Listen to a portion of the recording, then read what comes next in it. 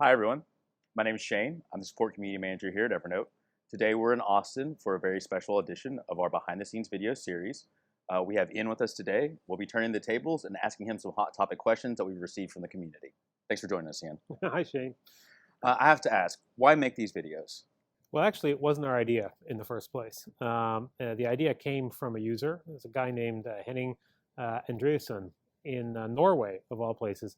And he sent me an email with this suggestion that we should do these videos that looked behind the scenes, we didn't call them that at the time, to show what we were working on while we were working on trying to build a more coherent and consistent Evernote. And I have to say, we owe Henning a big round of thanks because this has worked out pretty well. Awesome. And what surprised you so far about the feedback we've received? Well, I think the biggest thing that surprised me is actually the size of the audience. Like when we shot the very first video, which was basically a video of me saying there were going to be videos, and we had 10,000 views pretty rapidly, and that was a sign of the sort of level of interest there was out there in the community, and we knew we were onto something. As we've shot the first 4 videos, the biggest thing to me has been the level of engagement we've had from the community. It's been really positive, really constructive, and it's really helped us see where people are interested in hearing more. How do you make a decision on which topics to discuss? Well, when we started, this was really an experiment. We didn't know if it was going to work, and so we were very explicit in choosing 4 separate topics that we could lay out and push the envelope in different directions of what the content of the behind the scenes series really could be. We had one video where we talked about stuff that was so early we just had it on paper drawings. We had another video that talked about the editor, and that was something that we were already actually testing with users. We had a video we went into tech stuff. We had a video we went into mobile. So we were really trying to push in different directions to see what people would be interested in. And you can kind of see there's been different responses across the 4 videos. And they're all different lengths. It's really interesting to see how people have responded to the different kinds of content. But that's how we picked, was really the first 4 were an experiment. Why has so much of the focus so far been on the web client? Yeah, it's not really that, it's not that we only care about the web client. We obviously care about all of our clients. But one of the things we said when we started this process was that we wanted to beta as much of this work as possible. We weren't interested in creating a bunch of work and launching it and hoping that people liked it. We were actually going to test it with users and see whether or not the improvements we were making actually made a difference. And if you want to test something with users, then the web is the fastest way to do it. Because if you want to test something on the Windows client or the Mac client, or even iOS or Android, you have to put it in the download and then get people to download it. And then if you've done something wrong, you can't pull it back very easily. If you want to iterate, you actually have to get people to download another client to try again. Whereas with the web, 3 days later, we can roll another change on the web and have it in front of people 3 days after we've started the first test. So a lot of the focus that we've seen on the web client so far has really been a reflection of where we're testing out some of the new ideas first before we put them in kind of across the board in the different clients. Obviously, different shapes and sizes. You can't test an idea on the web and then just take it as is and put it on a mobile client, but still, you can learn a lot. And do you anticipate that we'll be doing more in-depth tech dives as we release new products and features? I think we will. If you look at the viewership on YouTube, you'll see that the tech deep dive video had the lowest viewership of all of them. Amusingly, the people who did view it want us to go even deeper and like more geek, please. They wanted to turn the geek volume up. And that's perfectly legitimate. But I think ultimately one of the questions we have around the sort of tech-centric videos is that, we have to find the right medium for those. And video is a very visual medium. So it's a bit tricky sometimes with the tech stuff because we can't really point a camera to disk drive and say, look, there's a disk drive. It's not particularly interesting. So I think we have to find our way to the right balance for that content. Okay. One of our biggest hot topic questions, when will we see the web client for Firefox? You'll learn one of the things I'm really good at is not answering when questions. But I will actually start to answer the question. And what I'll focus on is that the big problem that we've had in getting support for Firefox out has actually been the note editor. And the reason that that's been a big problem is that our existing note editor is not compatible with Firefox. They're not compatible with the JavaScript engine that's inside Firefox.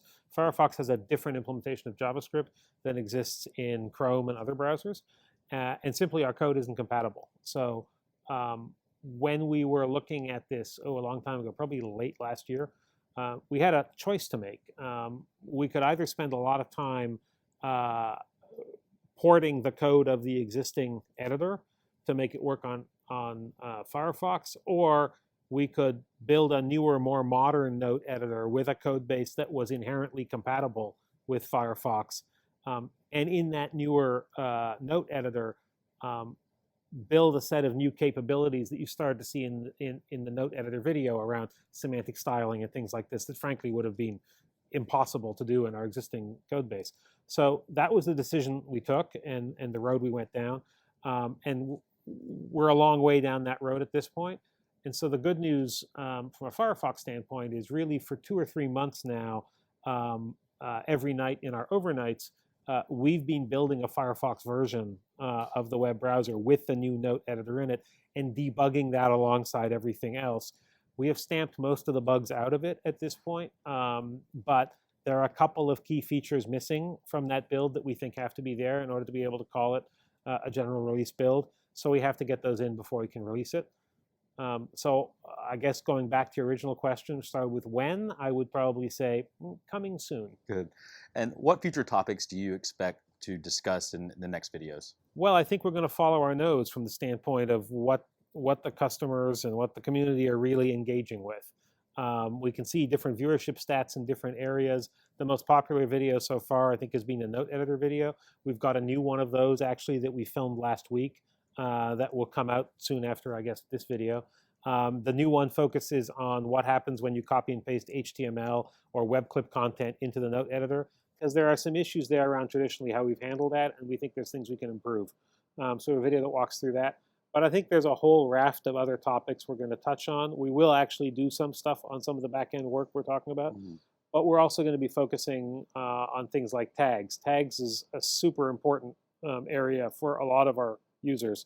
It's kind of the center of their Evernote existence. And tags are implemented like horribly inconsistently across all the platforms that we run on. And one of the things we'd like to do is sort of pick up again the best of what we're doing across those platforms and make it available everywhere in a much more consistent way. So we're going to see topics like that as well in the videos to come. Okay.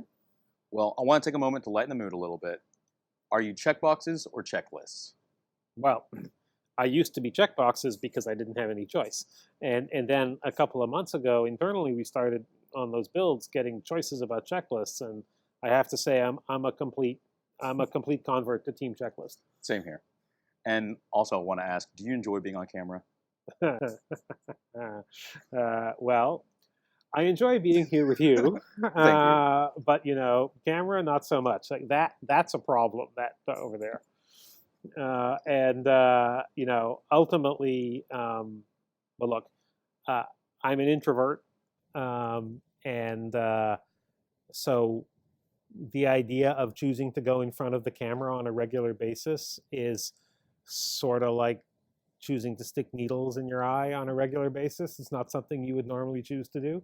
But ultimately, this vehicle has proved to be really pretty successful in terms of a way to communicate with the community. And so if it's working for the community, I'll keep sticking needles in my eyes for some more. We appreciate it. And any final thoughts you'd like to share?